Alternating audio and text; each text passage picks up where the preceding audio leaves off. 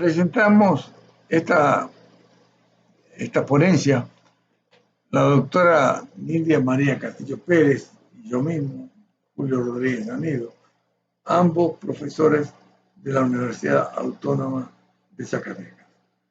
Y lo hicimos pensando que en este congreso era importante debatir una problemática que hoy nos preocupa a todos, es el COVID-19 y qué va a pasar después del COVID-19.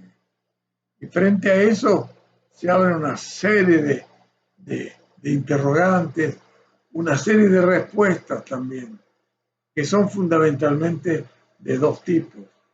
Una optimista, que considera que va a haber cambios fundamentales en lo social, porque lo social se ha olvidado con el neoliberalismo. Y lo social, ¿qué estado fundamentalmente que se encuentra allí? Se encuentra la educación, la medicina, la enfermería, todas las profesiones de la salud. Es decir, la salud del pueblo y la educación del pueblo. Se piensa entonces en una posición optimista que va a haber un cambio fundamental y que se va a volver a como hizo el keynesianismo a partir de los años 1932 en Estados Unidos y luego en otras partes del mundo. Es decir, dar dinero, insuflar dinero a la demanda para crear una demanda solvente, para que la gente haga rodar la maquinaria económica. ¿Se entiende? De manera optimista. Y puede pensarse que en ese camino va, cuando uno ve, por ejemplo, las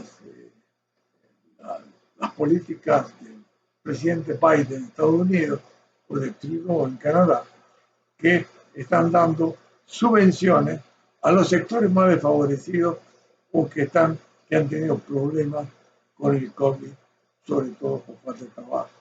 Y en México también. México también, porque acá en México el trabajo informal es de primera importancia. Y entonces se necesitaba programas que ayuden a mejorar la situación de los trabajadores y sus familias, como ya se lo venía haciendo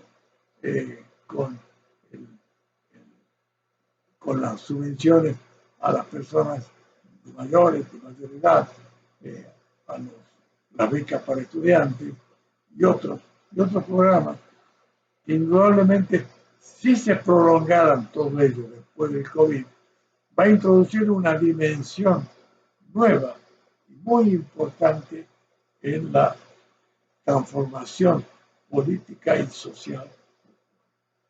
Pero hay que distinguir que todos estos pueblos que hablamos nosotros de Occidente son todos capitalistas, es decir, no hay pueblos socialistas salvo Cuba, que tiene un socialismo especial. Todos estos pueblos capitalistas tienen distintas formas de concebirlo a través del liberalismo. El liberalismo es la forma política de abordar el mundo capitalista. Es decir, el liberalismo que se constituye sobre todo con Locke, con Rousseau, con Montesquieu y con tantos otros, pregona la libertad de los individuos, los derechos sociales, los derechos humanos, y que comienzan a crecer con el tiempo.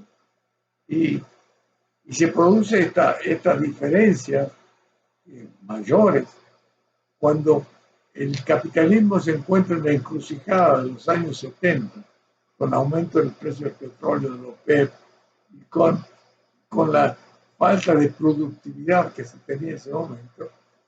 Y entonces se implanta el neoliberalismo, que fundamentalmente es una concepción, una doctrina, no es ni siquiera una teoría política, que dice que interpretando a Adam Smith, que es el fundador prácticamente del capitalismo desde el punto de vista teórico, dice que, esta doctrina dice que hay que evitar todo lo que se interponga en la relación entre el capital y el trabajo.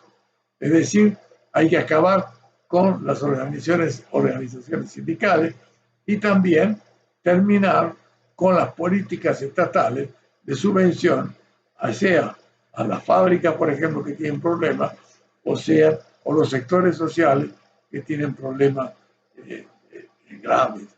Y eso se implantó en Estados Unidos en los años 1932, cuando sube el presidente Franklin Delano Roosevelt, que plantea en los primeros 100 días, dice, vamos a dar dinero a todos los que no tengan ni siquiera un peso en el bolsillo. ¿Para qué? Para que ruede la rueda económica. Y entonces salen las políticas sociales, la política educativa. Acá, la educación es una política educativa, finalmente. Salen las políticas de salud, de bienestar social, etc. Y eso se extiende al Canadá, se extiende en algunos países de América Latina que le llaman el Estado benefactor. Y en el país industrializado se llama el Estado providencia. Pero eso en el año 70 entran en crisis porque el liberalismo, sobre todo basado en la teoría monetarista de Milton Friedman y la llamada Escuela de Chicago, se aplica por primera vez en Chile.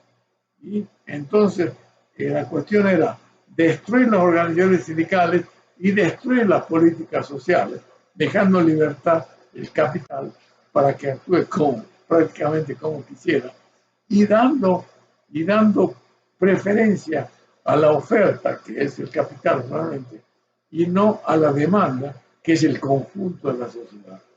Y eso se empieza a desarrollar cada vez más y se implanta en todos los países de Occidente, se lo implanta por la razón o por la fuerza.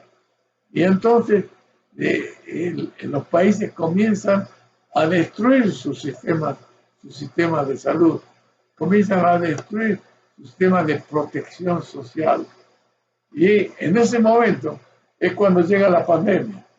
Y la pandemia que pone en evidencia que no había hospitales suficientes, que no había médicos suficientes y los médicos no estaban bien pagados. Y que lo mismo con los enfermeros. Es decir, que el sistema de salud con el neoliberalismo había colapsado, que había que reconstruirlo, porque si no se lo reconstruye, entonces en los pueblos van a tener muchos problemas.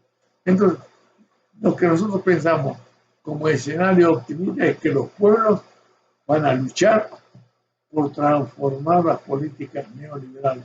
En todo caso, es nuestra esperanza.